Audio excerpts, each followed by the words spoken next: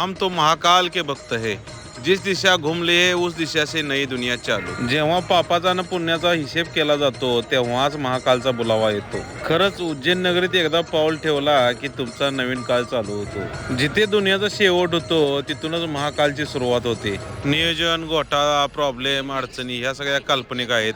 त्याची जर का खरंच हाक आली तर तुम्हाला कुठनं पण ते बोलवून घेतो. कोल्हापूर ते उज्जैन ट्रिपच्या दुसऱ्या दिवसाची सुरुवात झाली घृष्णेश्वर मधून. धुळे ते इंदोरच्या दरम्यान आपल्याला तापी आणि नर्मदा नदीचं दर्शन होतंय. बरं, मध्य प्रदेश राज्याचं एक वैशिष्ट्य म्हणजे घाट सेक्शनला बघा दोन्हीकडनं पण वाहनं सोडती ती. सेंधवा बाउंड्रीवर नाश्ता झाला आणि इंदोरमध्ये जेवण केलं. केव्हा पण उज्जैनला जाताना इंदोर बायपास न देवास पाट्यावरून लेफ्ट मारायचा, लगेच उज्जैनमध्ये पोहोचताय. सगळ्या गोष्टी नियोजनबद्ध होत्या. रूमवर आलो, फ्रेश वगैरे झालो आणि बरोबर शयन आरतीच्या टायमिंग मध्ये बघा महाकालच्या दरबारात गेलो. आता शयन आरतीला पैसे वगैरे काही लागत नाहीत, मात्र भस्म आरती ऑनलाईन बुकिंग शिवाय होत नाही.